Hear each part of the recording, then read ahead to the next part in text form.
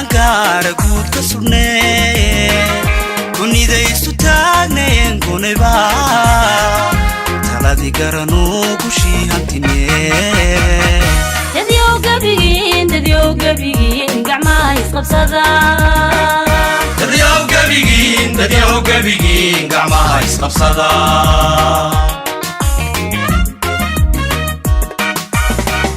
markaan calankaara guud ka sugnee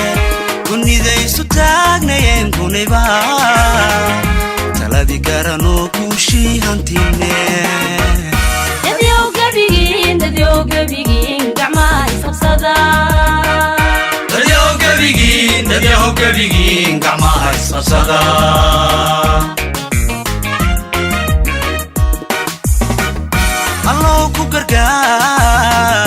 allow ku gargaar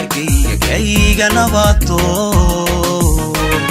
dadkana garasiilibiyo gobanimo dadkana garasiilibiyo gobanimo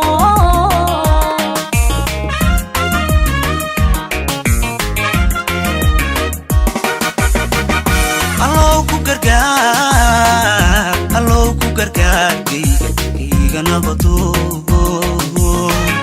dadkana garasiilibiyo gobanimo dadkana garasiilibiyo gobanimo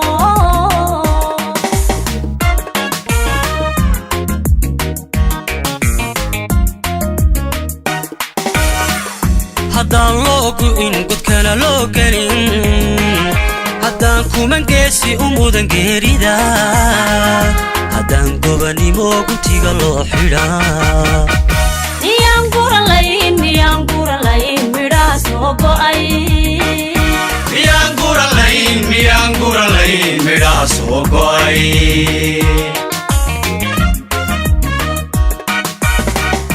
haddaan loo gu'in godkana loo gelin haddaan kuman geesi u mudan geerida haddaan gobanimo guntiga loo xidhaa miyaan guralayn midhaha soo go'ay miyaan guralayn midhaha soo go'ay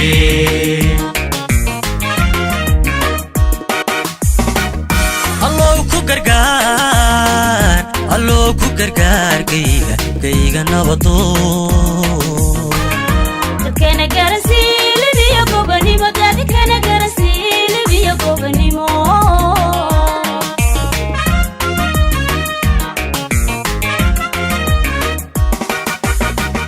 allow ku gargaar gayga nabado بسم الله الرحمن الرحيم الحمد لله رب العالمين والصلاة والسلام على رسول الله وأنود السلام إن بهدينا ورباهنته وحن كلو السلام يا دوينها رير سوماليلاند halkan maanta waxaan rabnaa inaanu idin sheegno waxaanu halkan ku soo dhaweynay oo madaxweynaha imka ka soo baxay wafdi heer sare ah oo uu hogaaminayo wasiirka arrimaha dibadda ama khaarijiga ee dalka Eritery iyo la taliyaha madaxweynaha Eritery ayaa halkan maanta inoogu yimi waxay u yimaadeen inay iskaashiga iyo wada xiriirka dalalka geeska Afrika gaar ahaan labada dal ee Eritery iyo Somaliland ay ka shaqeeyaan oo ay xoojiyaan sida arrimaha looga wada hadli lahaa ee aaraa iyo fikir la iska dhaafsan lahaa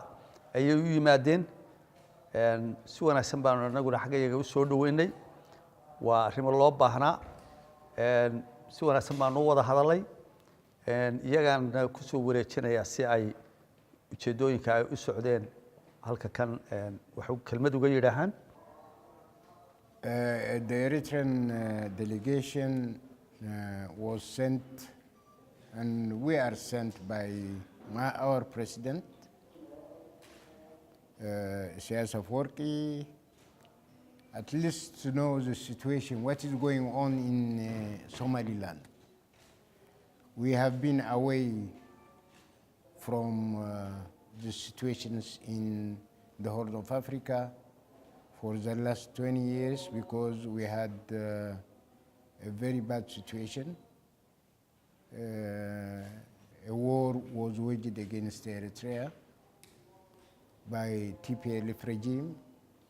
and later it was followed by the sanction on Eritrea, and we were struggling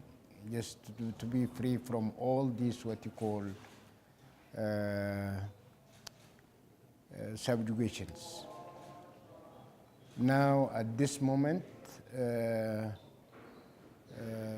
peace has prevailed in the Horn of Africa, especially between Eritrea and Ethiopia, and now we started our cooperation. So we said now we have been away, and now it is time for us to go to Somaliland and look into the situation. And we have a meeting with the president, and we heard his briefing, very interesting, very important. And also we tried also to say that we want to know the situation. So he explained all the political, the social, and the economic situation of the country. And now we will go back, convey what you call the situations prevailing in Somaliland to my president, and we will see. This will not be the last what you call meeting or the last what you call visit. It will be second, third, to continue. Therefore, thank you very much, and we are very hopeful that we will come back again to Somaliland.